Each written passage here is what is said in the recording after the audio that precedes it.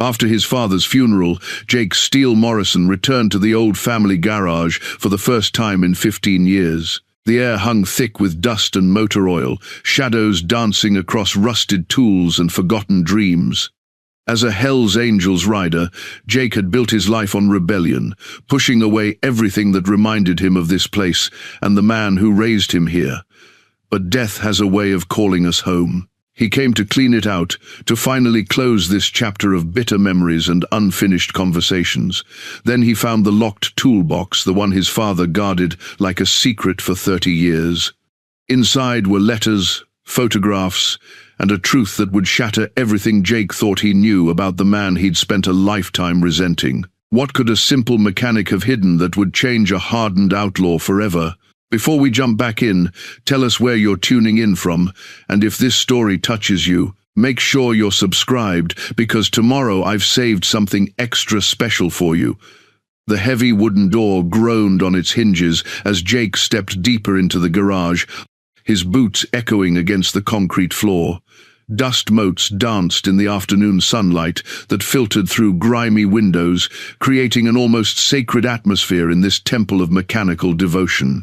The smell hit him like a physical force, decades of motor oil, gasoline, and honest sweat soaked into every surface. His father's work coveralls still hung on their familiar hook by the workbench, the fabric faded blue-gray and stained with the evidence of a lifetime spent under the hoods of cars and motorcycles. Jake reached out to touch them, then pulled his hand back as if the fabric might burn him.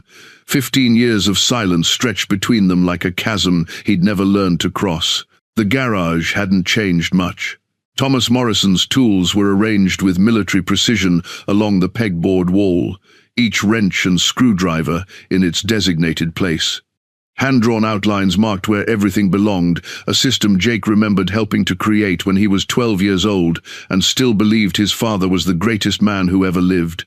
A workbench dominated the center of the space, its surface scarred by decades of use, but still solid as granite. Photo frames lined one-edge pictures of Jake as a boy, his mother smiling in her yellow summer dress, the three of them at county fairs, and Christmas mornings when the world made sense and families stayed together. Jake picked up one photograph, studying his younger self.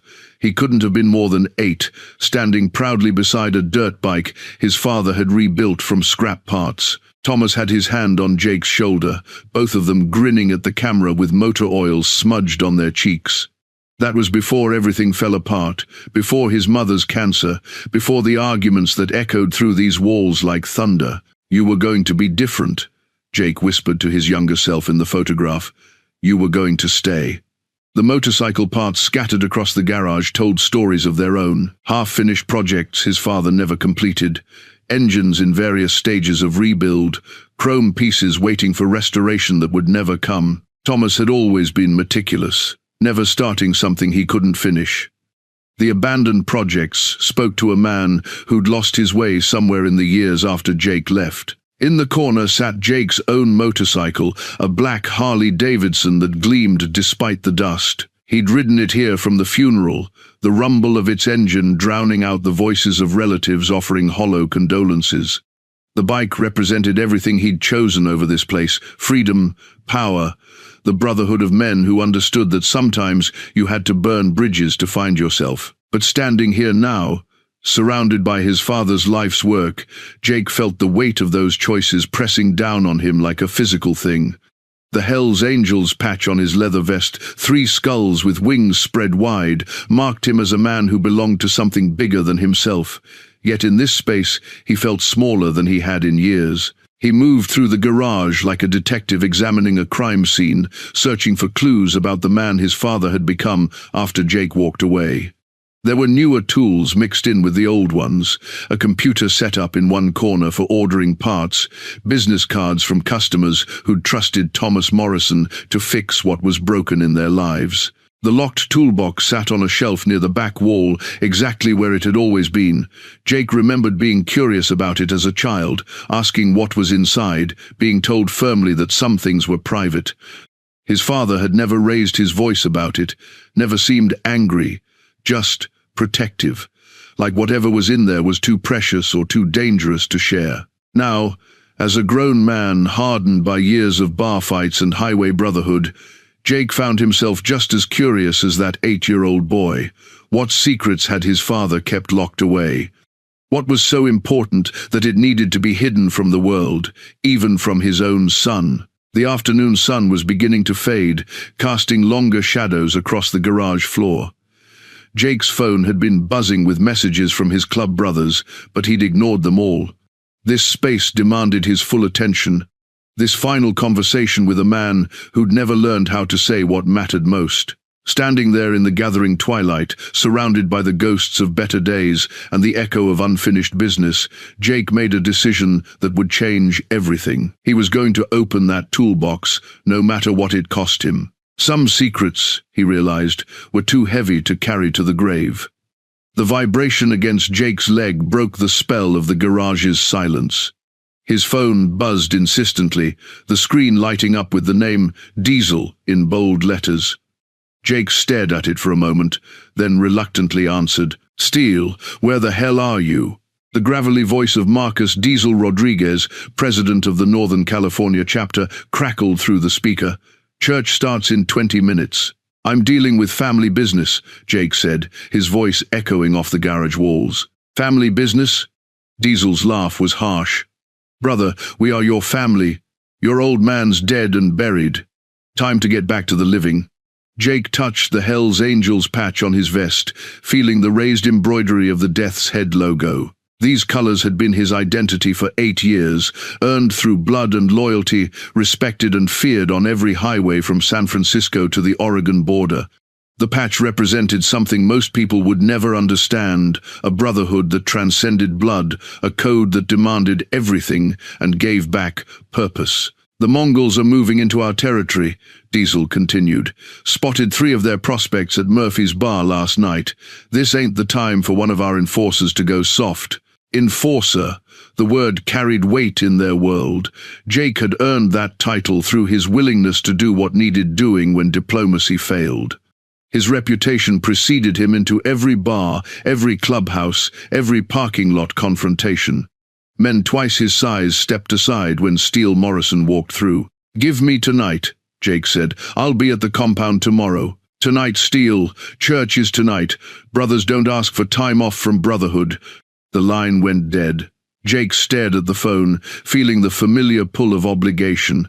The club had rules, and those rules had kept him alive and given him purpose when the rest of the world felt like chaos. You didn't skip church without consequences. Another text came through, this one from Snake, Tommy Snake Williams, his best friend and riding partner since they'd both patched in on the same night 8 years ago. The message was simple.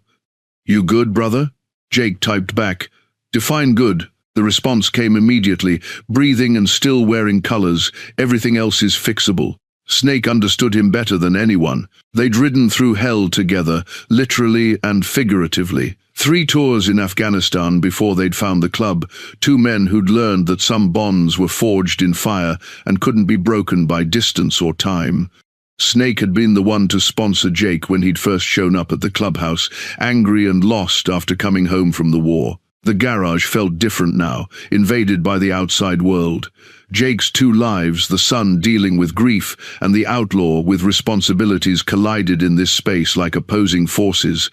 The club had given him everything: brotherhood, purpose, a place where his anger was understood and channeled into something useful. But standing here among his father's tools and memories, he felt the weight of what he'd given up in return. His phone buzzed again. Another message from Snake. "Whatever you're dealing with, we've got your back." But Diesel's pissed. "Don't make this harder than it has to be." Jake walked to where his Harley sat in the corner, running his hand along the gas tank's smooth black surface. The bike was more than transportation. It was freedom incarnate, power-controlled, the promise that he could always leave whatever was trying to hold him down. He'd ridden away from this garage on a bike, just like this 15 years ago, choosing the open road over responsibility, adventure over stability. But the locked toolbox called to him from its shelf like an unfinished conversation. His father had kept secrets, and Jake was beginning to understand that secrets had power. They could destroy relationships or reveal truths that changed everything. The question was whether he was brave enough to face whatever truth his father had hidden away. The patch on his vest felt heavier now, the weight of 8 years of loyalty and brotherhood pressing against his chest. The club expected absolute commitment, and Jake had never wavered before. But this garage, this place where he'd learned what it meant to be a Morrison, demanded something too. He pulled out his phone and typed a message to Snake, "Cover for me tonight. Tell Diesel I'll explain everything tomorrow." The response was immediate. "You're walking a dangerous line, brother." Jake looked around the garage one more time, at the tools and photographs and the locked secrets waiting to be discovered. Maybe it's time I learned how to walk a different line. He put the phone away and turned back to the toolbox, knowing that whatever he found inside would change more than just his understanding of his father. It might change everything about who Jake Morrison was supposed to be. Jake's hand trembled slightly as he picked up the framed photograph from the workbench. The glass was dusty but uncracked, protecting the image beneath like a window into a different world. There he stood at 18, cap and gown slightly askew, diploma in one hand, while his father's arm wrapped proudly around his shoulders. Both of them were smiling, genuine, unguarded smiles that spoke of hope and possibility. He barely recognized himself. The young man in the photograph had clear eyes and an easy grin, unmarked by the scars and hard lines that now defined Jake's face. His hair was shorter then, regulation length from his brief stint in ROTC before everything went sideways. Thomas stood beside him in his best suit, the same one they'd buried him in 3 days ago, his chest puffed out with paternal pride. "Valedictorian," Jake whispered to the photograph, remembering how his father had bragged to anyone who would listen. Thomas Morrison's son, the smartest kid in Millbrook High's graduating class, bound for engineering school on a full scholarship. The future had stretched ahead like an open highway, full of promise and conventional success. That was before his mother got sick. The photographs on the workbench told the story in reverse chronological order, like looking backward through time. Jake at 16, lean and awkward, standing beside the motorcycle his father had restored for his birthday. His mother, Sarah, still radiant, despite the chemotherapy that would claim her 6 months later. The three of them, at Christmas, around a tree that sparkled with handmade ornaments Sarah had crafted during her better days. Further back, Jake at 14, helping his father rebuild a '67 Mustang engine. The pride in Thomas's eyes as his son learned to gap spark plugs and adjust timing chains. Jake at 12, covered in grease and grinning like he'd discovered the secret to eternal happiness. The garage had been their sanctuary then, a place where father and son spoke the language of horsepower and torque specifications. "We were happy," Jake said to the empty garage, his voice catching on the words. "Before everything went to hell, we were actually happy." The scholarship to UC Berkeley had been his ticket out, his chance to build something bigger than Millbrook could contain. Thomas had saved for years to make up the difference between the scholarship and actual costs, working extra shifts at the garage, taking on side jobs that kept him busy from dawn until midnight. He'd never complained, never made Jake feel guilty about the sacrifices. But when Sarah got sick, everything changed. The medical bills piled up faster than insurance could cover. The garage struggled as Thomas spent more time at the hospital than under the hood of customers' cars. Jake watched his father age 10 years in 6 months, saw the hope drain from his eyes as treatment after treatment failed to stop the cancer's relentless advance. "Stay," Thomas had pleaded after the funeral, when 18-year-old Jake announced he was enlisting instead of going to college. "Your mother wanted you to have that education. Don't throw away everything we worked for." But Jake had already made up his mind. The army would pay for college later, he'd argued. He needed to see the world, needed to do something that mattered. The truth was simpler and more painful. He couldn't stay in a place where every corner held memories of loss, where his father's grief hung in the air like smoke. The fight that followed had been epic, voices raised for the first time in Jake's memory. Thomas accused him of running away. Jake accused his father of trying to control his life. Words were spoken that couldn't be taken back, wounds opened that would never properly heal. "You're just like your grandfather," Thomas had said finally, his voice cold with disappointment. "He ran when things got tough too. Guess it runs in the family." Jake had left the next morning, backpack slung over his shoulder. not looking back as he walked away from everything that had defined his first 18 years. 3 tours in Afghanistan had followed, then the wandering years, then the Hells Angels, and the life he'd built from rebellion and anger. Now, looking at these photographs, Jake wondered what would have happened if he'd stayed. Would his father have been less lonely? Would the garage have thrived instead of merely survived? Would they have found a way to talk through their grief instead of letting it fester into resentment? The young man in the graduation photograph stared back at him with trusting eyes, believing that the future was something you could plan and control.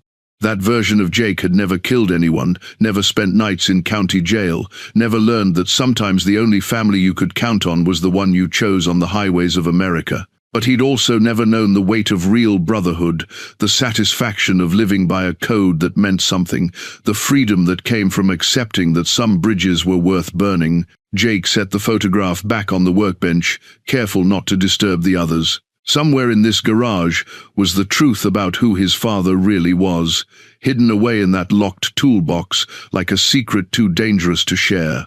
The question was whether Jake was ready to face what he might find. The heavy-duty bolt cutters felt cold and unforgiving in Jake's hands as he pulled them from the pegboard where they'd hung for as long as he could.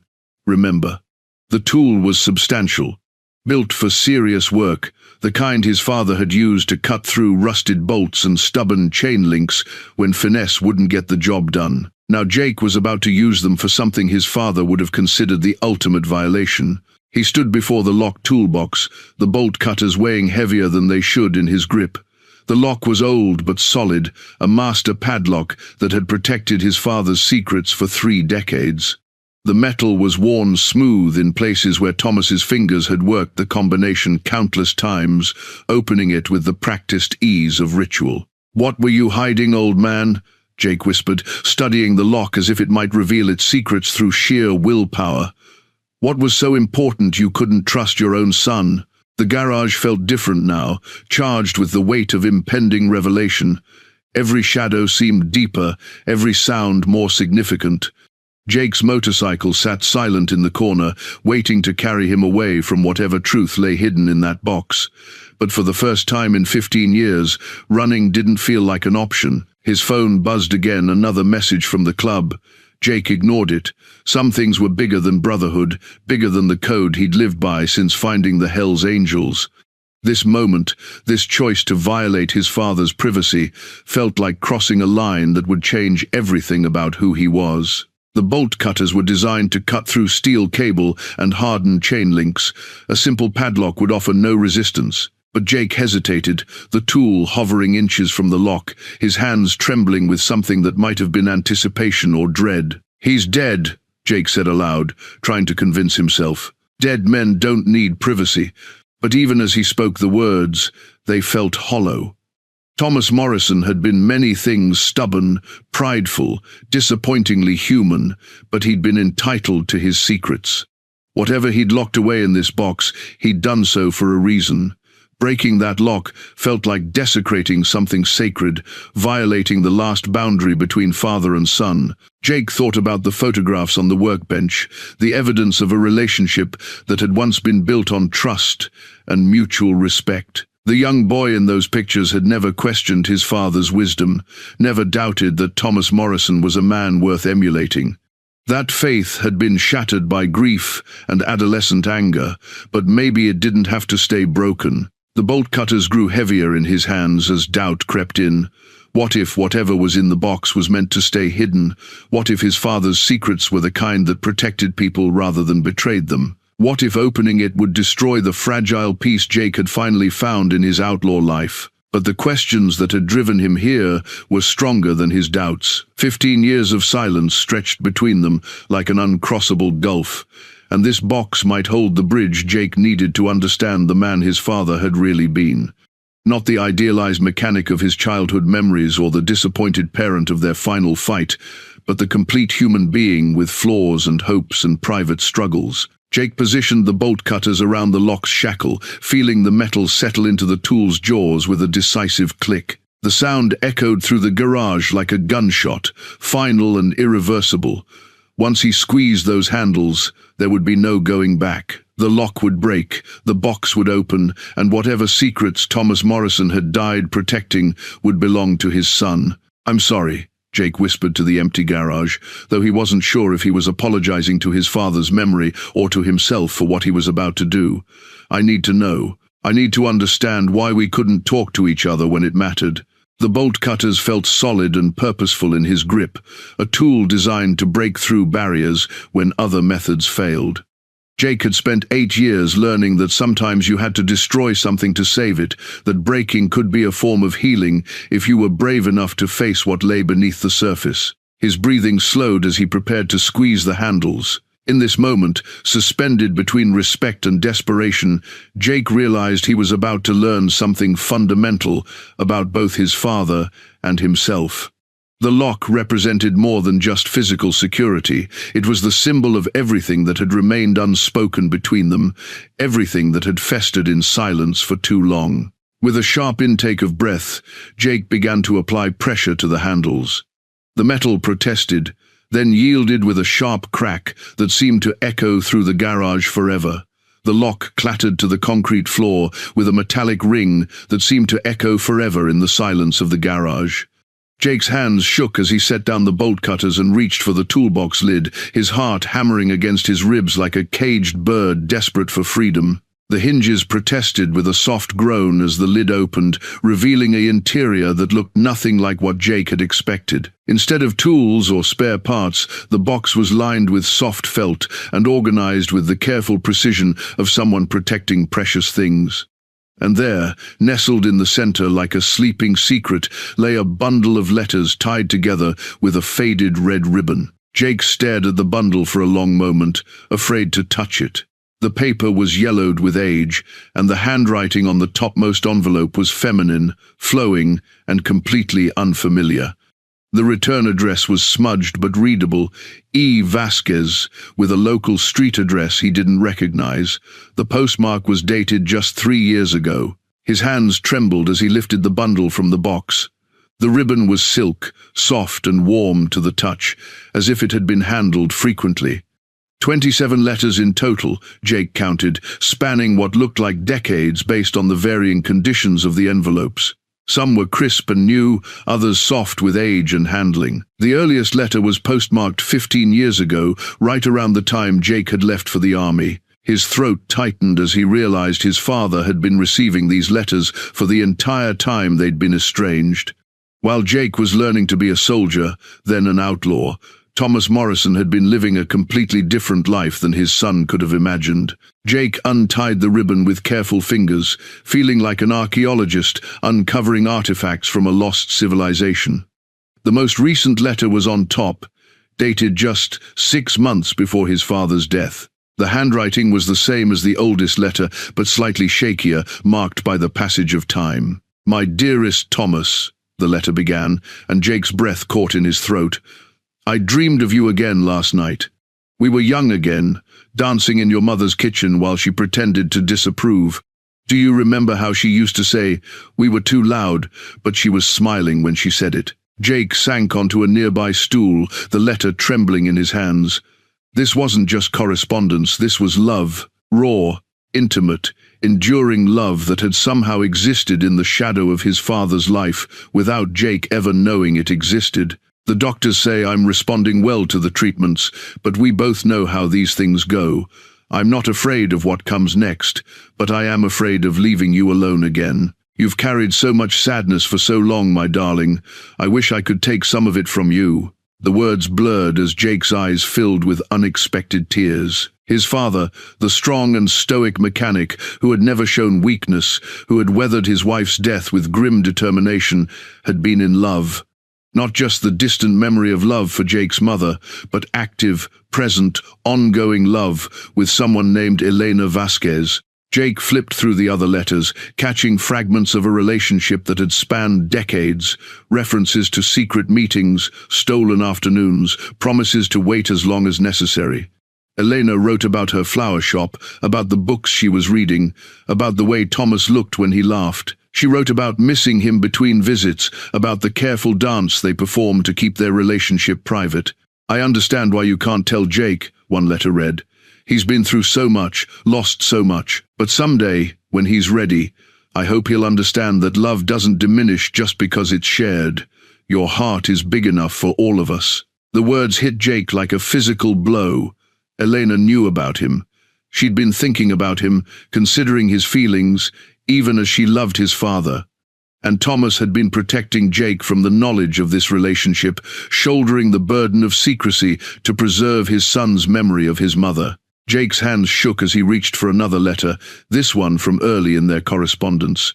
The paper was soft with age, and Elena's younger handwriting was more confident, more playful. "I love watching you work," she had written. "Your hands are so gentle with broken things, so patient. You make me believe that anything can be fixed with enough care and the right tools. I think that's why I fell in love with you. You see the beauty in things that others would throw away." The garage suddenly felt too small, too quiet. Jake's entire understanding of his father's life was crumbling and rebuilding itself with each sentence he read. Thomas Morrison hadn't been the lonely, grief-stricken widower Jake had imagined. He'd been a man capable of deep love, of joy, of the kind of connection Jake had never believed possible. And Jake had walked away from all of it, too angry and hurt to see what was right in front of him. Jake's breath caught in his throat as he lifted the photograph from beneath the letters. The woman staring back at him was beautiful in a way that transcended simple prettiness, high cheekbones, dark eyes that sparkled with intelligence and warmth, and a smile that seemed to hold secrets worth keeping. Her black hair was pulled back in a simple ponytail, and she wore a yellow sundress that made her look like sunshine incarnate. But it wasn't Elena that made Jake's hands tremble. It was the baby she held in her arms. The infant couldn't have been more than 6 months old, with downy dark hair and eyes that were clearly going to be brown like his mother's. He was reaching up toward Elena's face with tiny fingers, and she was looking down at him with the kind of love that photographers spend their careers trying to capture. On the back of the photo, in Elena's flowing handwriting, were the words, "Miguel, age 5 months," and a date that made Jake's world tilt sideways. The photograph was taken 23 years ago. Just 2 years after Jake had left for the army, 2 years after his mother's death had torn their family apart. While Jake was learning to be a soldier, his father had been becoming a father again. Jake stared at the photo until his eyes burned, trying to process what he was seeing. This baby Miguel would be 23 now, a grown man Jake had never met, never even known existed. His father had hidden an entire second family, a whole life that had nothing to do with the bitter memories and unfinished arguments that defined Jake's relationship with him. The garage felt like it was spinning around him. Every assumption he'd made about his father's life after Jake left was crumbling. Thomas Morrison hadn't spent the last 15 years alone and grieving. He'd built something new, something beautiful, something worth keeping secret, even from his firstborn son. Jake flipped the photograph over and read Elena's inscription again, then checked the dates on several of the letters. The timeline was becoming clear. Elena and Thomas had met shortly after Jake's mother died, but their relationship had deepened after Jake left home.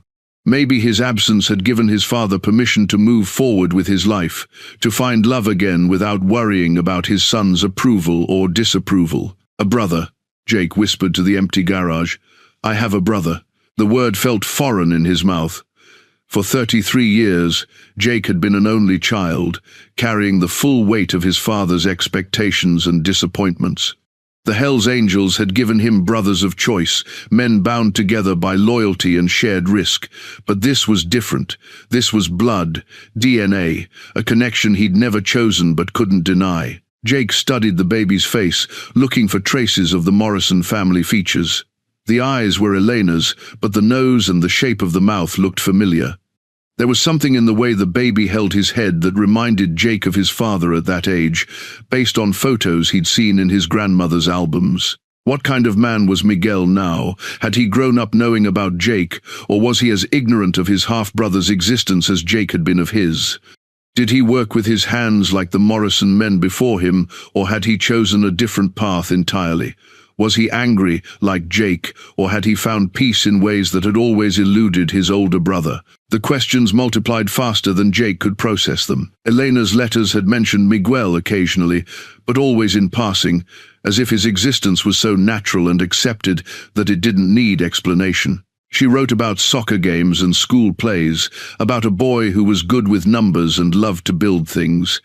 She wrote about how much he looked like his father as he grew older, how Thomas's eyes would light up when Miguel mastered a new skill or asked thoughtful questions about how engines worked. Jake felt a stab of something that might have been jealousy or grief or simple regret. Miguel had gotten the father Jake remembered from his own childhood, patient, wise, present. The man who had taught Jake to change oil and gap spark plugs, who had answered endless questions about how things worked and why they mattered. Jake had thrown that relationship away in his anger, but Miguel had inherited it. The photograph showed Elena and Miguel in what looked like a park, with trees and playground equipment visible in the background. They looked happy, complete, like a family that had never known the kind of loss that had defined Jake's childhood. Elena's love for the baby was obvious in every line of her body, every expression on her face. Jake set the photograph carefully on the workbench next to the letters. His father had been living a double life for decades, maintaining relationships that brought him joy while carrying the grief of his estrangement from Jake. The weight of that must have been enormous, the careful balance between old love and new love, between the son he'd lost and the son he was raising. For the first time since entering the garage, Jake understood that his father's secrets weren't betrayals. They were acts of protection, walls built to keep different parts of his life from destroying each other. The rumble of motorcycle engines shattered the silence of the garage like thunder, deep and powerful and unmistakably familiar. Jake quickly shoved the letters and photograph back into the toolbox as two Harleys pulled up outside, their chrome gleaming in the late afternoon Sunday. He recognized the sound of those particular bikes, Diesel's Road King and Snake's Softail, tuned to perfection and loud enough to wake the dead. Jake's keys felt heavy and cold in his hand as he pulled them from his pocket, the weight of 8 years of Brotherhood hanging from the familiar ring. The Harley key was worn smooth from countless miles. The Hells Angels keychain bearing the club's colors, still bright despite years of use. These keys represented freedom, power, the ability to outrun whatever was chasing him. But today, they felt more like chains. Steel! Diesel's voice boomed through the garage as the club president dismounted his bike. Marcus Rodriguez was a mountain of a man, 6'4" and built like a linebacker, with graying hair pulled back in a ponytail and arms covered in tattoos that told the story of 30 years in the outlaw life. His presence filled any room he entered, commanding respect through sheer force of personality. Snake followed behind him, leaner and quieter but no less dangerous. Tommy Williams moved like a predator, all coiled muscle and watchful eyes. His nickname came from a scar that wrapped around his throat like a serpent, a souvenir from a bar fight in Bakersfield that had nearly killed him. Both men wore their colors with pride, the Hells Angels patches marking them as members of an exclusive brotherhood that most people would never understand. "We need to talk," Diesel said, his eyes taking in the garage with the practiced assessment of a man who'd seen the inside of too many buildings that might need to be exited quickly. "This Mongol's situation is heating up fast." Jake nodded but didn't move toward his bike. The keys felt like they weighed 100 pounds in his hand. "What's the intel?" 3 prospects spotted at Murphy's bar, like I said. But it gets worse. Snake's voice carried the flat effect of a man reporting battlefield conditions. They were asking questions about our territory, our numbers, our business relationships. This isn't casual expansion, this is reconnaissance. The Mongols Motorcycle Club had been the Hells Angels' primary rivals for decades, a relationship built on mutual hatred and competition for the same criminal territories. Wars between the clubs had left bodies scattered across California highways, and any incursion into Hells Angels territory was treated as an act of war. "Cisco wants to hit them tonight," Diesel continued, referring to the club's sergeant-at-arms. "Take out their prospects before they can report back to their chapter. Send a message that our territory isn't negotiable." Jake's hand tightened around his keys.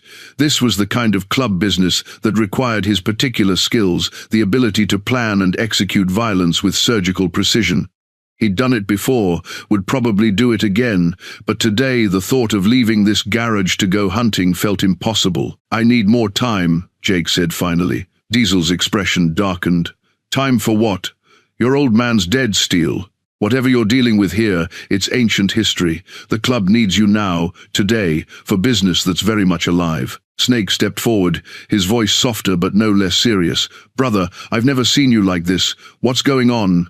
What did you find in here?"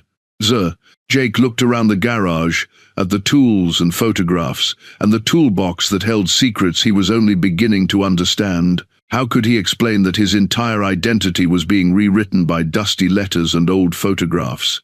How could he make them understand that the man they knew as Steele Morrison was discovering he'd never really known himself at all? "It's complicated," Jake said finally. "Complicated." Diesel's laugh was harsh and bitter. "Let me tell you what's complicated, explaining to the other chapters why one of our enforcers went AWOL when we needed him most. The club doesn't run on feelings, Steele. It runs on loyalty and action." The keys in Jake's hand suddenly felt like symbols of everything he was about to lose. His bike, his colors, his brothers, the entire life he'd built since leaving this garage 15 years ago. The Hells Angels had given him purpose when he had none, family when he'd rejected his blood relatives, and a code that made sense when the rest of the world felt chaotic. But Elena's letters were still warm in his memory, and Miguel's infant face stared at him from the photograph hidden in the toolbox. Somewhere out there was a brother he'd never met, a woman who had loved his father enough to wait in the shadows for 25 years, and answers to questions Jake had been carrying for most of his adult life. The garage felt like a crossroads, a place where two different versions of Jake Morrison were about to collide with devastating force. After Diesel and Snake left with threats and ultimatums hanging in the air like exhaust fumes, Jake returned to the toolbox with trembling hands. Hidden beneath the bundle of letters, he found what he was looking for, a small white business card, its edges softened by age and handling. The lettering was faded but still readable. Elena's garden, fresh flowers for every occasion, with an address on Maple Street and a phone number written in his father's careful handwriting. Jake turned the card over in his fingers, studying it like a piece of evidence. The cardstock was thick and expensive, the kind that spoke of a business owner who took pride in quality. A small logo showed a stylized rose with delicate leaves, elegant and feminine. His father had kept this card for years, tucked away with his most precious secrets. The address was across town, in the older section of Millbrook, where Victorian houses had been converted into shops and cafes. Jake had ridden past that street countless times over the years, without ever knowing that his father's secret life was hidden just blocks from the main drag, where the Hells Angels sometimes gathered at Murphy's Bar. Elena Vasquez. The name rolled around in his mind like a prayer or a curse, depending on how he chose to see it. She had loved his father for 25 years, had given him a son, had waited patiently in the shadows, while Thomas Morrison carried the burden of being two different men to two different families. Jake's phone buzzed with another message from Snake. "1 hour to decide, brother. After that, we do this without you." But Jake was already moving toward his motorcycle, the business card clutched in his hand like a lifeline. The Harley started with its familiar rumble, powerful and reliable, but today it felt different. Instead of representing escape, it was carrying him toward a confrontation he'd never prepared for. The ride across town took 15 minutes through streets that held a lifetime of memories. Past the high school where he'd graduated valedictorian, past the park where his mother had pushed him on swings, past the cemetery where both his parents now rested side by side. Each landmark felt charged with new meaning now that he understood how much of his father's life had remained hidden. Elena's garden sat between a used bookstore and a vintage clothing shop, its storefront painted a warm yellow that seemed to glow in the afternoon light.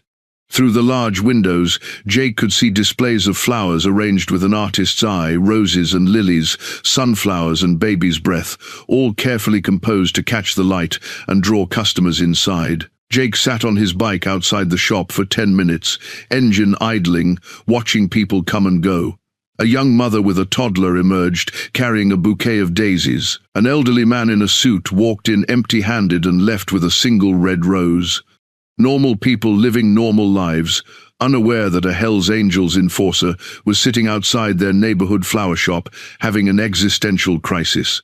The business card was damp with sweat by the time Jake finally killed the engine and dismounted. His colors felt heavier than usual, the death's head patch marking him as dangerous in a way that seemed absurd in this setting.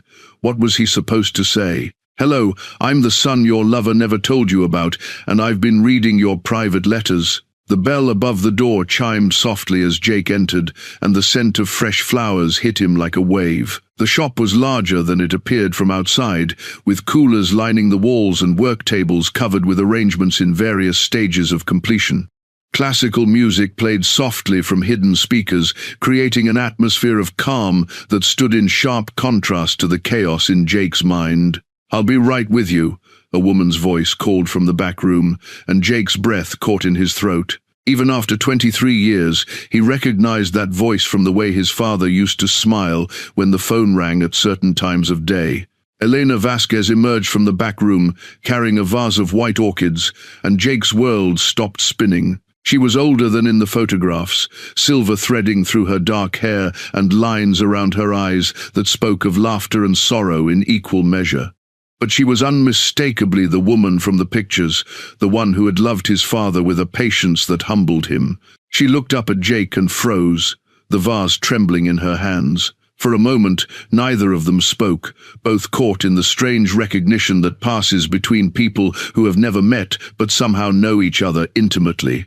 "Thomas," she whispered, and Jake realized she was seeing his father in his face, recognizing the Morrison features that had been passed down like an inheritance. "I'm Jake," he said quietly, his voice rough with emotion. "Thomas Morrison's son." The vase slipped from Elena's hands and shattered on the floor, sending water and orchids across the wooden planks, but she didn't look down at the mess. She couldn't look away from Jake's face, reading the story written there in scars and hard lines, and eyes that held too much knowledge of the world's cruelties. "You found the letters," she said, and it wasn't a question. Elena's hand trembled as she reached beneath the register counter, pulling out a small velvet jewelry box that looked like it had been handled countless times. Her fingers moved with the practiced ease of ritual as she opened it, revealing a simple gold wedding ring nested on a thin chain. The metal caught the afternoon light, streaming through the shop windows, gleaming with the promise of a life that had never quite come to pass. "He gave this to me 12 years ago," Elena said softly, her voice thick with emotion, "on my 40th birthday. He said he wanted to marry me properly, in a church, with you there to witness it." She lifted the chain from the box, letting the ring dangle between them like a pendulum marking time. "But you were gone, and he couldn't bring himself to move forward without his son's blessing." Jake stared at the ring, feeling the weight of years of unintended consequences pressing down on him. This small circle of gold represented everything his father had sacrificed to preserve Jake's memory of his mother, everything he'd given up to avoid forcing his son to choose between past and present. "You kept him from happiness," Jake said, the words coming out harsher than he'd intended. Elena's eyes flashed with something that might have been anger or protection. "No, Mijo. Love kept him from happiness. Love for you, love for your mother's memory, love for what your family had been before the world broke it apart." She closed her fingers around the ring, holding it like a talisman. "Your father was the most honorable man I ever knew. He would never have built his joy on someone else's pain." The shop felt too small suddenly, filled with the ghosts of choices unmade and chances lost. Jake looked around at the careful arrangements of flowers, the evidence of Elena's life built in the spaces between Thomas Morrison's visits. How many nights had she gone to bed alone, knowing the man she loved was choosing duty over desire? How many holidays and birthdays and ordinary Tuesday evenings had she spent waiting for phone calls that might not come? "Tell me about Miguel," Jake said, surprising himself with the steadiness of his voice. Elena's expression softened immediately, the way all mothers' faces change when discussing their children. "He's graduating from UC Davis next month. Mechanical engineering, just like his father wanted for you." She moved behind the counter and pulled out a photo album, thick with years of documentation. "He has Thomas's hands, his way of seeing how things fit together. Jake found himself looking at page after page of Miguel's life: first steps, little league games, science fair projects, high school graduation. A normal childhood, documented with the love and attention of parents who believed in the power of memory. Miguel looked like a Morrison, there was no denying it. The same strong jaw, the same intelligent eyes, the same slightly crooked smile that Jake remembered from his own reflection in younger days. "Does he know about me?" Jake asked. "He knows he has an older brother who left home before he was born. He knows you're in the military." Elena's voice carried careful neutrality. "Thomas didn't want him to know about the other life you chose." The Hells Angels' colors suddenly felt like a scarlet letter, marking Jake as something dangerous and unfit for family consideration. His father had protected Miguel from the knowledge that his older brother was an outlaw, just as he'd protected Jake from the knowledge that he'd built a new family after the old one fell apart. "He wants to meet you," Elena continued, turning the page to show a recent photo of Miguel working on a motorcycle engine. "He's always wondered about his big brother. Thomas used to tell him stories about when you were young, about the bikes you built together." Jake studied the photograph, seeing himself at that age, but without the anger and restlessness that had driven him away from everything stable and good. Miguel looked content, focused, like someone who'd never questioned his place in the world or wondered if love was something you had to earn through suffering. "Where is he now?" Jake asked. "At school, finals week." Elena closed the album carefully. "He comes home on weekends, helps me with the heavy lifting here at the shop. He's good with his hands, patient with difficult customers, nothing like the stories Thomas used to tell about your teenage years." The bell above the door chimed, and Elena quickly slipped the ring back into its box and tucked it away. A middle-aged woman entered looking for anniversary flowers, and Elena transformed instantly into the professional shopkeeper, helping her customer choose the perfect arrangement, while Jake stood awkwardly in the corner, feeling like an intruder in someone else's carefully constructed life. When the customer left, Elena turned back to Jake with eyes that held 25 years of questions. "Why now? Why did you come looking for me?" "Because I never knew my father at all," Jake said simply, "and maybe it's time I learned who he really was." Elena reached beneath the counter again and pulled out a business card, writing something on the back. "Miguel will be home Saturday. If you want to meet him, really meet him, come to dinner. 6 o'clock. She handed him the card. "But come as Jake Morrison, not as whatever that vest makes you. He doesn't need to see that part of the family legacy." The official document trembled in Elena's hands as she pulled it from a manila folder behind the register. The California birth certificate was crisp and formal, bearing the state seal and all the legal weight of official recognition. But it was the name written in careful block letters that made Jake's world tilt sideways: Miguel Thomas Morrison Vasquez. "Your father insisted on giving him the Morrison name," Elena said quietly, her voice carrying the weight of old arguments and careful compromises. "Even though we weren't married, even though it complicated things. He said no son of his would grow up without knowing who his father was." Jake read the document 3 times before the words truly registered. "Born 23 years ago at Millbrook General Hospital. Father, Thomas James Morrison. Mother, Elena Maria Vasquez." A legal acknowledgement of paternity that made Miguel legitimate in ways that had nothing to do with marriage certificates or social conventions. "He was there?" Jake asked, his voice barely above a whisper. "Never missed a doctor's appointment, held my hand through 14 hours of labor, cut the umbilical cord himself." Elena's eyes grew distant with memory. "He cried when Miguel took his first breath, said it was like watching hope come alive." The contrast hit Jake like a physical blow. When Jake was born, Thomas had been young and overwhelmed, barely knowing how to be a husband, let alone a father. But with Miguel, he'd been mature, intentional, present in ways that spoke of hard-earned wisdom. Miguel had gotten the father Jake had needed but never received. The social worker asked if we were married. Elena continued, carefully refolding the birth certificate. Thomas looked her straight in the eye and said, "Not yet, but we will be." He believed it then. We both did. Jake studied Elena's face, reading the story of 23 years of "not yet" written in the lines around her eyes. How many times had they planned a wedding that never happened? How many times had Thomas come close to choosing love over loyalty to a ghost? What changed? Jake asked. You did. Elena's words were gentle but devastating. Every birthday, every Christmas, every Father's Day, he'd wonder where you were and whether you'd ever forgive him for moving on. Miguel would ask about his big brother, and Thomas would get this look like he was failing both his sons by loving us. The birth certificate felt heavier than it should in Jake's hands. This piece of paper represented more than just legal documentation. It was proof that his father had committed to Miguel in ways he'd never committed to anyone else.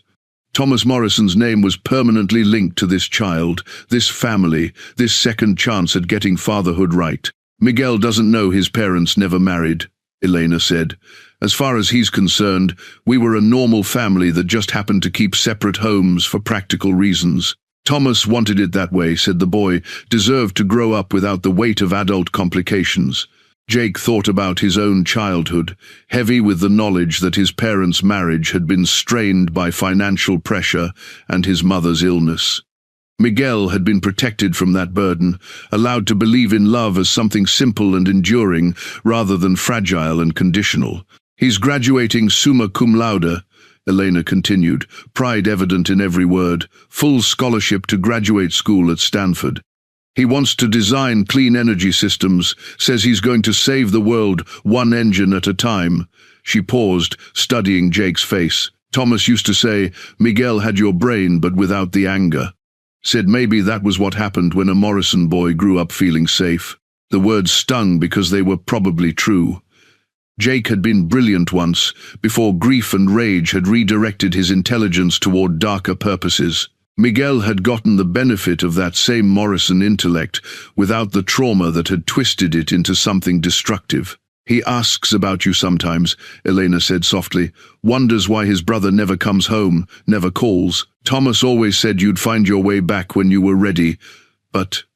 She gestured toward Jake's colors, the Hell's Angels patch that marked him as dangerous.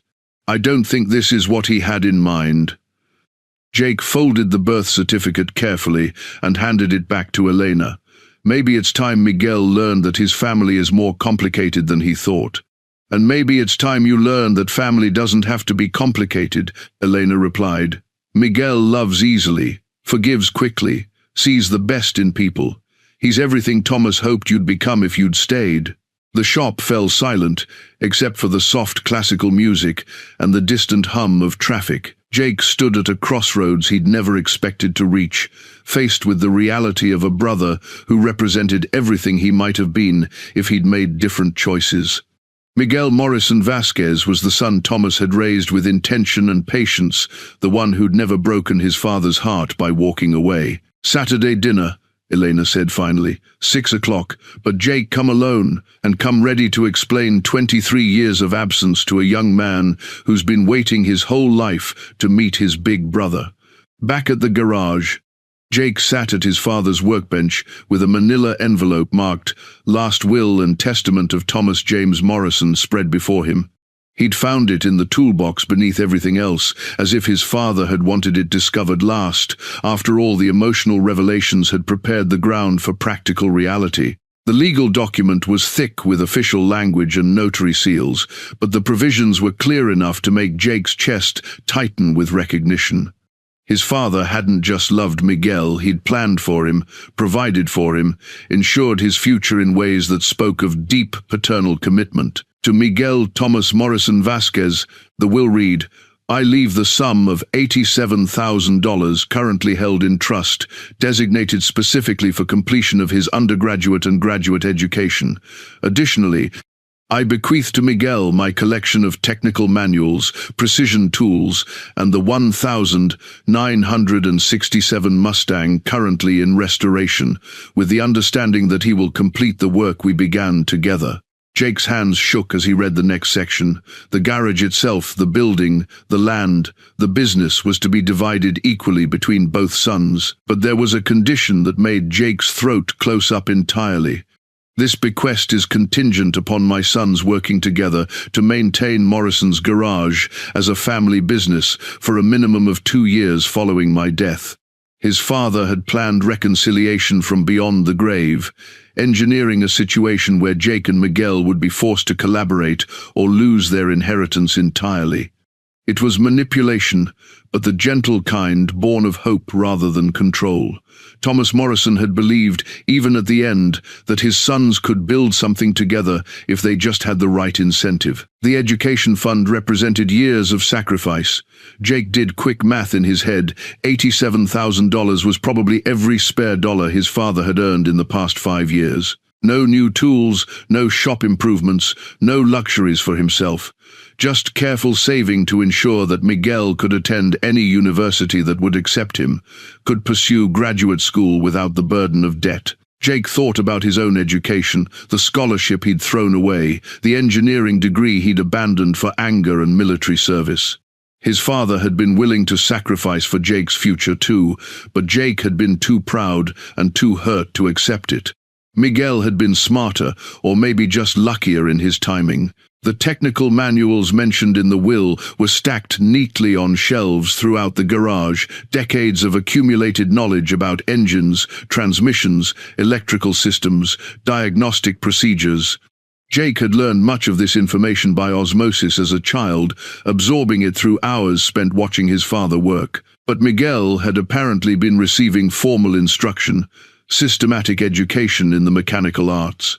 The 1967 Mustang sat under a tarp in the corner of the garage, a project Jake barely remembered his father starting. According to the will, it had been a joint effort between Thomas and Miguel, a restoration that spanned multiple years and served as both bonding experience and practical education. Jake felt a stab of jealousy at the thought of his father and Miguel working side by side, passing down knowledge and tradition in ways he'd rejected. But it was the business partnership clause that truly stunned him. His father had envisioned Jake and Miguel as partners, combining Jake's military precision and leadership skills with Miguel's engineering education and natural mechanical aptitude. The will even included detailed suggestions for how they might expand the business: motorcycle restoration, vintage car work, maybe even custom fabrication projects. Your different experiences and perspectives, the will continued in a section clearly written by Thomas himself rather than his lawyer, could make Morrison's garage something special, a place where traditional craftsmanship meets modern innovation. Miguel has the education, Jake has the practical experience, and both of you have the Morrison's stubborn streak that refuses to quit when things get complicated. The document included financial projections, marketing suggestions, even preliminary sketches for shop reorganization.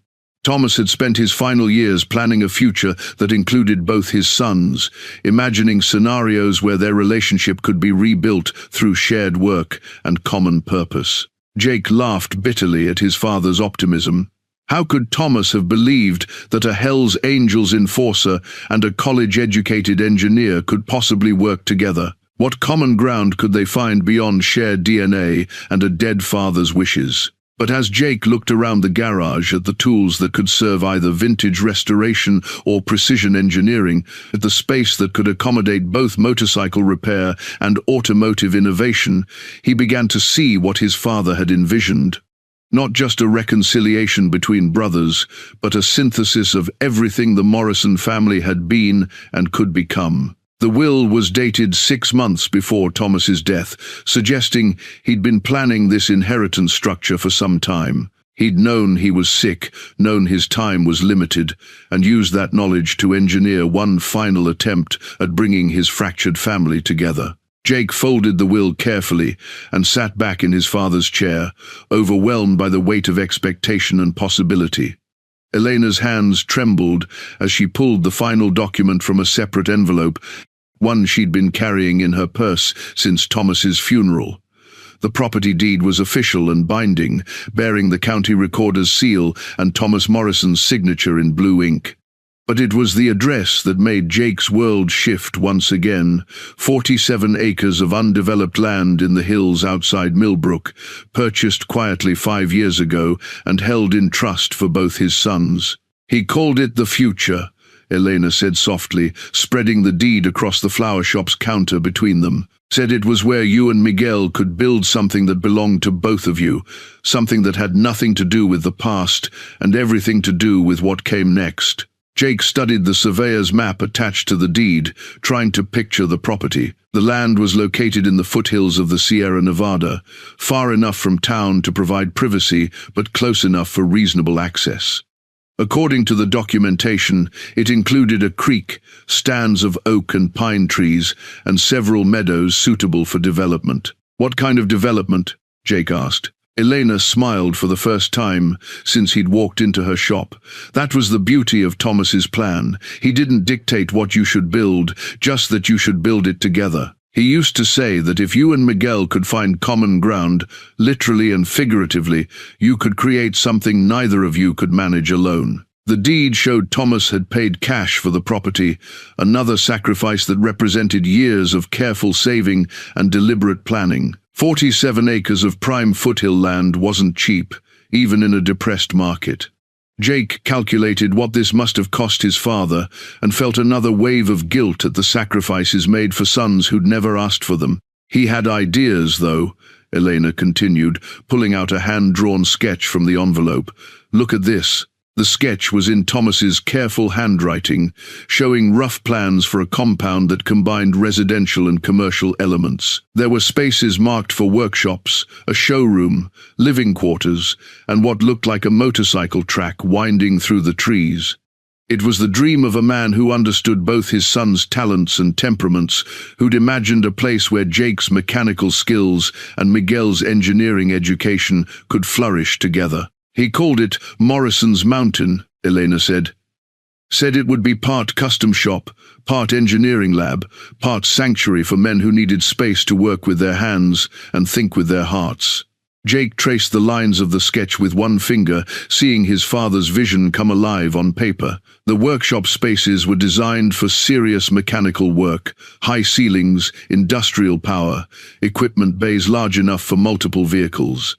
But there were also quiet spaces marked for design work, computer stations, areas where theoretical engineering could be translated into practical application. The motorcycle track? Jake asked, pointing to the winding line that snaked through the property. For testing.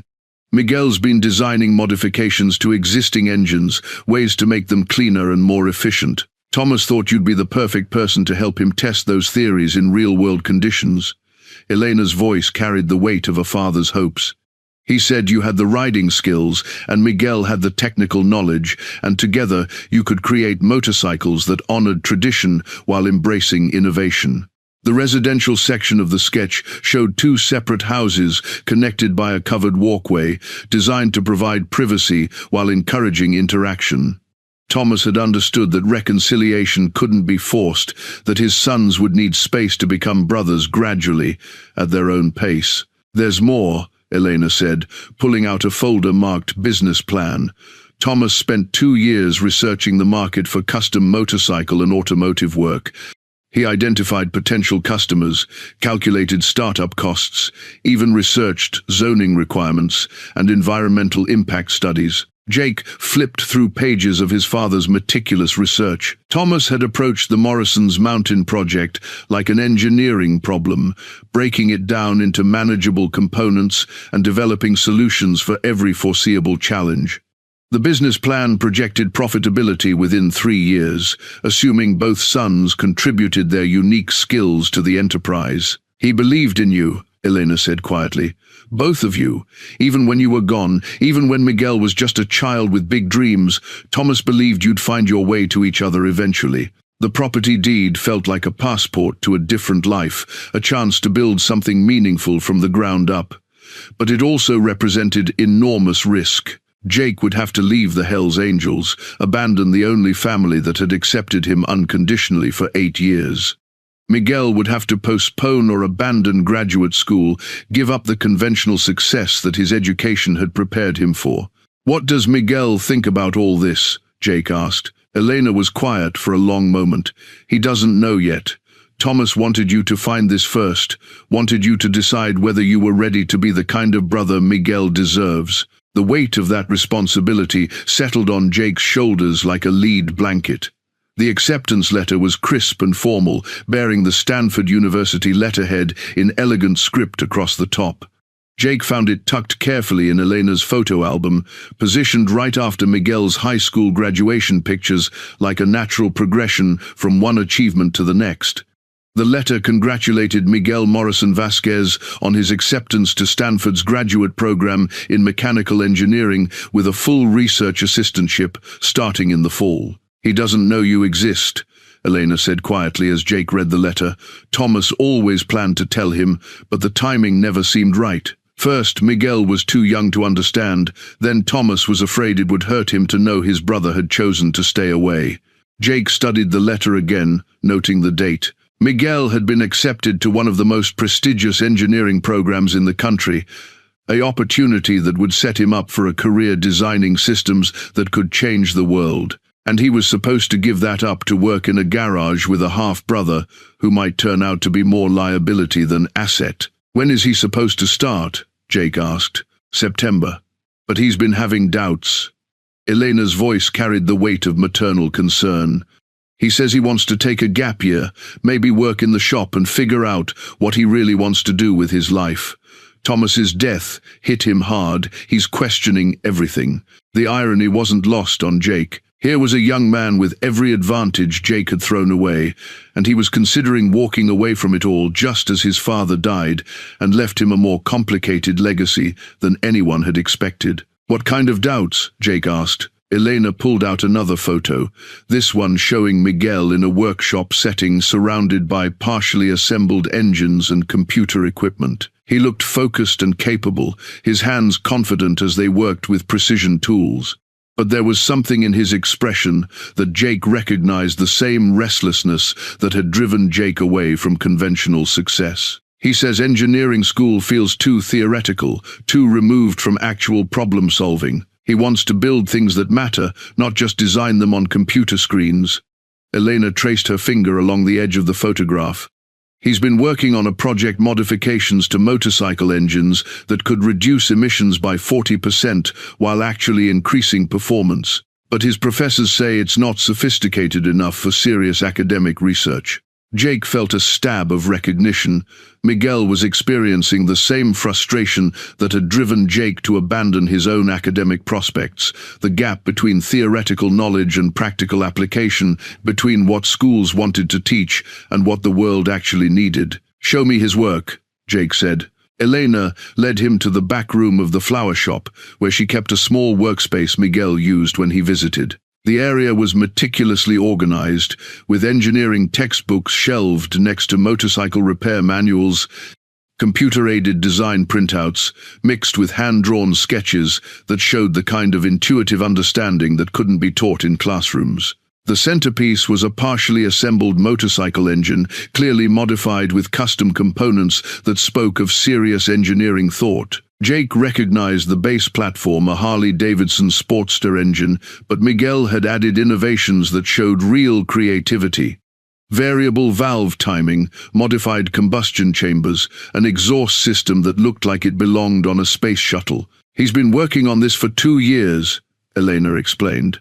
Started with one of Thomas's old engines, then began designing improvements based on principles he was learning in school. Thomas said it was like watching someone reinvent the internal combustion engine from first principles." Jake bent down to examine Miguel's work more closely.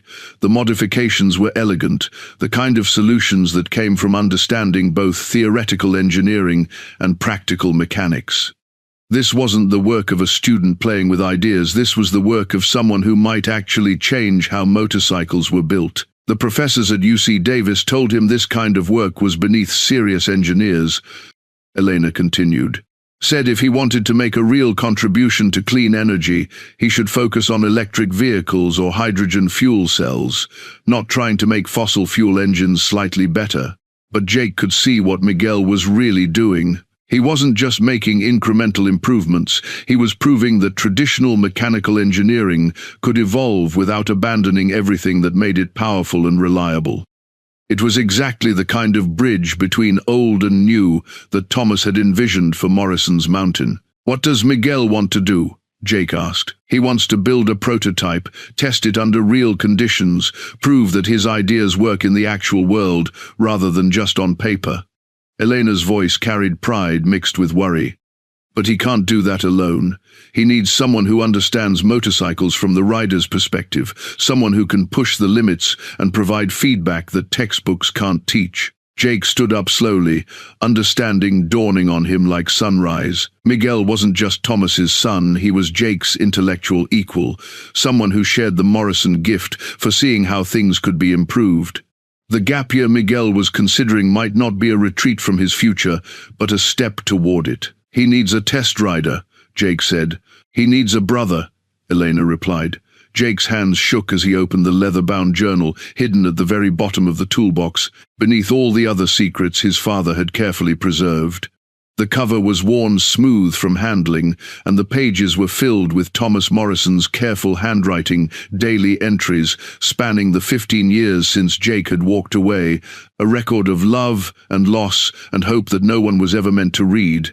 The entries began simply, "Jake left today. House feels empty. Need to remember this isn't about me." But as Jake read deeper, he discovered a father's heart laid bare, struggling with decisions that had no right answers and consequences he'd never anticipated. Miguel took his first steps today, read an entry from 22 years ago. Elena cried with joy, and I wanted to call Jake so badly I had to put the phone down 3 times. My oldest son should know he has a brother who shares his stubborn streak and his mother's beautiful eyes. But how do I explain Elena without diminishing Sarah's memory? How do I tell Jake about Miguel without making him feel replaced? Page after page revealed the weight Thomas had carried, trying to honor his dead wife's memory while building a new life with Elena, attempting to be a good father to Miguel while grieving the relationship he'd lost with Jake.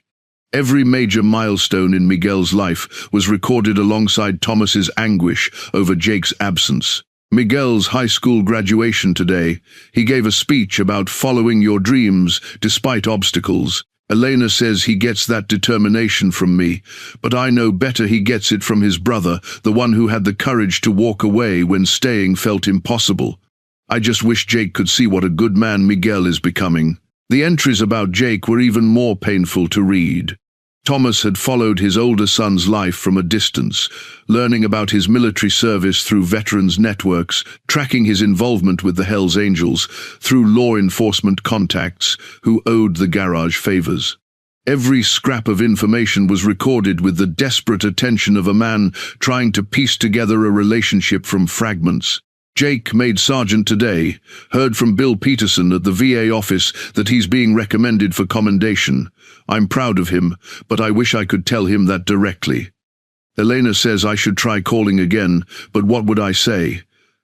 Congratulations on becoming the soldier I never wanted you to be. Some bridges burn so completely you can't even see where they used to stand. But it was the recent entries that broke Jake's heart completely. Thomas had been diagnosed with stage 4 pancreatic cancer 18 months ago, and every page after that was written in the shadow of death. The handwriting grew shakier, the entries shorter, but the love remained constant. Doctors say 6 months, maybe less. Haven't told Elena or Miguel yet, need to get my affairs in order first. The hardest part isn't dying, it's leaving Miguel without a father and Jake without the chance to forgive me. I failed both my sons in different ways, but maybe they can succeed where I couldn't. Maybe they can be the family I never figured out how to build. The final entries were instructions to himself, plans for how to arrange his death to give his sons the best chance of finding each other.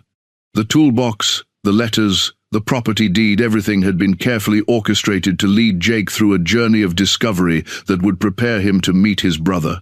If Jake is reading this, it means he came home and found the courage to break that lock.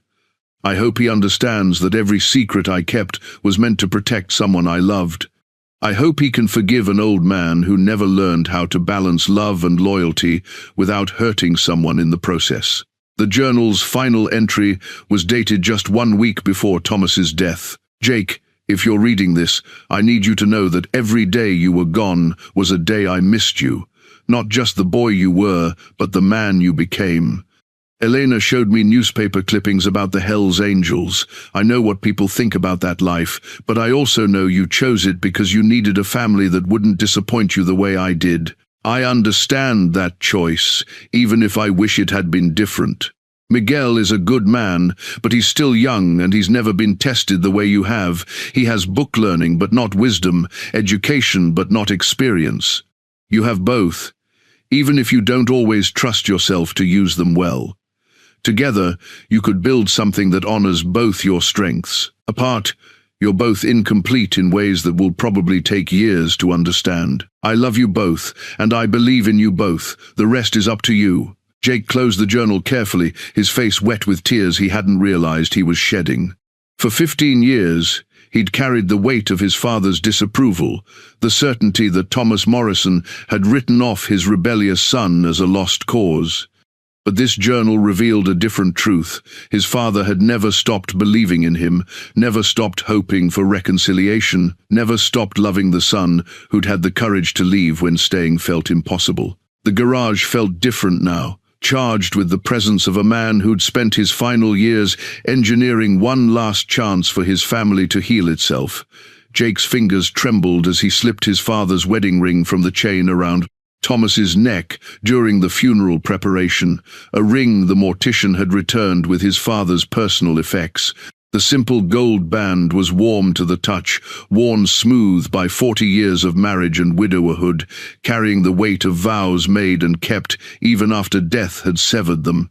Now Jake slipped it onto his own ring finger, feeling the metal settle against his skin like a promise he wasn't sure he was ready to make. The ring had belonged to Jake's grandfather first, then passed to Thomas when he married Sarah, then worn faithfully through 23 years of marriage and 15 years of widowerhood.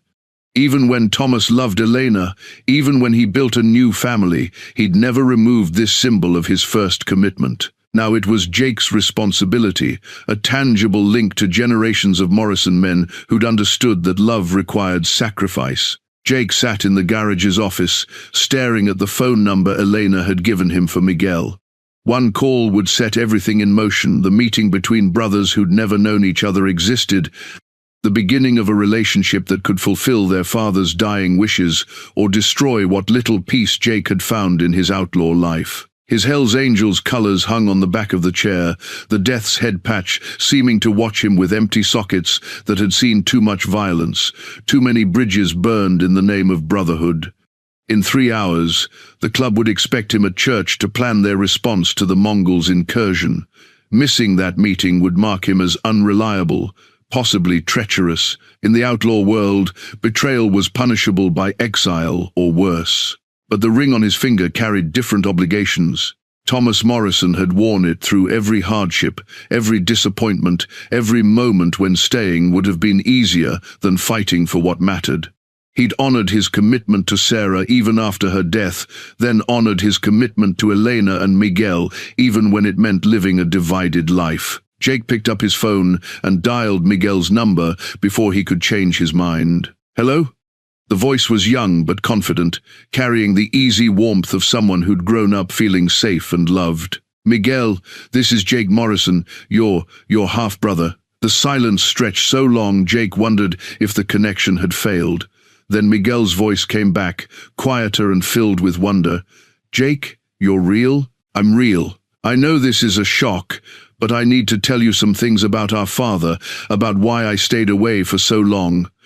Jake twisted the ring around his finger, drawing strength from its solid presence. "Would you be willing to meet me? Are you kidding? I've been waiting my whole life to meet you." Miguel's excitement was infectious, the enthusiasm of a young man who still believed that family connections were automatically good things. "Where are you? When can we meet?" "There's something you need to know first," Jake said carefully.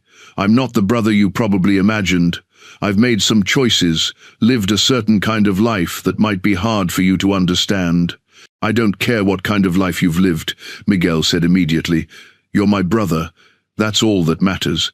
The simple acceptance in Miguel's voice hit Jake harder than any judgment could have. This young man was prepared to love him unconditionally, sight unseen, based on nothing more than shared blood and a father's stories. It was the kind of trust Jake had spent 8 years learning not to expect from anyone. "Dad told me stories about you," Miguel continued, "about how smart you were, how you could fix anything, how you used to help him in the garage when you were my age. He said you were brave enough to leave when staying felt impossible, and that someday you'd be brave enough to come back." Jake's throat tightened. Even in his stories to Miguel, Thomas had found ways to honor the son who'd disappointed him, to frame Jake's rebellion as courage rather than betrayal. "I'm at the garage now," Jake said. "Our father's garage. There are things here you need to see, things he left for both of us." "I'll be there in 30 minutes, Miguel said immediately. "I'm leaving campus now."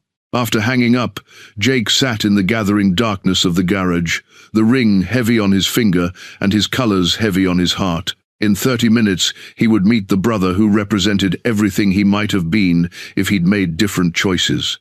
In 3 hours, he would either be at Hell's Angels Church planning violence against their enemies, or he would be explaining to Diesel why 8 years of Brotherhood had to end. The ring caught the light from the workbench lamp, gleaming with the promise of something bigger than individual desires or fears. Thomas Morrison had worn this ring through every challenge, every heartbreak, every moment when duty conflicted with comfort. Now it was Jake's turn to discover what kind of man he really was when everything he'd built was on the line. The sound of a motorcycle approaching made Jake's decision for him. Miguel was coming, and Jake would be here to meet him, wearing their father's ring and ready to honor commitments that stretched back generations.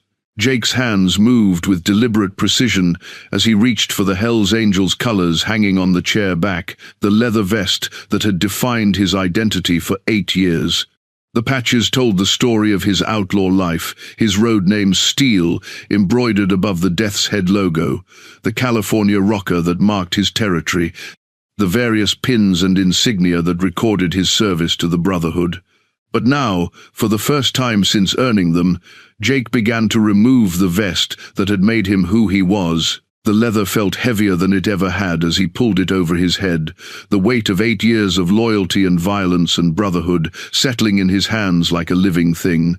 This vest had protected him through bar fights and highway chases, had marked him as dangerous to enemies and trustworthy to allies, had given him a place in the world when everything else felt uncertain. Outside, he could hear Miguel's motorcycle approaching a newer sport bike from the sound of it, probably a Honda or Yamaha, the kind of practical machine an engineering student would choose for reliability rather than intimidation. The contrast wasn't lost on Jake. His own Harley was all chrome and thunder, built to announce its presence and demand respect. Miguel's bike was built for efficiency and performance, representing a different set of values entirely. Jake folded the colors carefully and set them on his father's workbench, next to the photographs and letters and all the other artifacts of a family he was only now beginning to understand. The vest looked smaller somehow, separated from his body, just leather and thread and symbols that meant everything to some people and nothing to others. The garage door opened and Miguel walked in, pulling off a helmet that revealed features Jake recognized immediately. The Morrison jawline, their father's intelligent eyes, but softer somehow, unmarked by the kind of violence that had etched lines around Jake's mouth and eyes. Miguel was tall and lean, moving with the easy confidence of someone who'd never had to fight for respect or prove his worth through intimidation. "Jake?" Miguel's voice carried wonder and nervousness in equal measure. "I'm Jake." He turned to face his half-brother, acutely aware of his own scars and hard edges, the way prison and war and outlaw life had marked him as dangerous. "You look like him, like Dad." Miguel smiled, and for a moment Jake saw Thomas Morrison at 23, before life had taught him that love came with a price and that good intentions weren't always enough to protect the people you cared about. "You look like him too," Miguel said, studying Jake's face with open curiosity, "but harder. Like you've seen things he never had to see." They stood in awkward silence for a moment, two strangers connected by blood and a dead father's hopes, trying to figure out how to be brothers when they'd lived completely different lives. Miguel's eyes moved around the garage, taking in the tools and photographs, the evidence of Thomas Morrison's double life. "He never told me about you," Miguel said finally. "I mean, he said I had a brother, But I thought you were just gone. In the military somewhere, too busy to come home.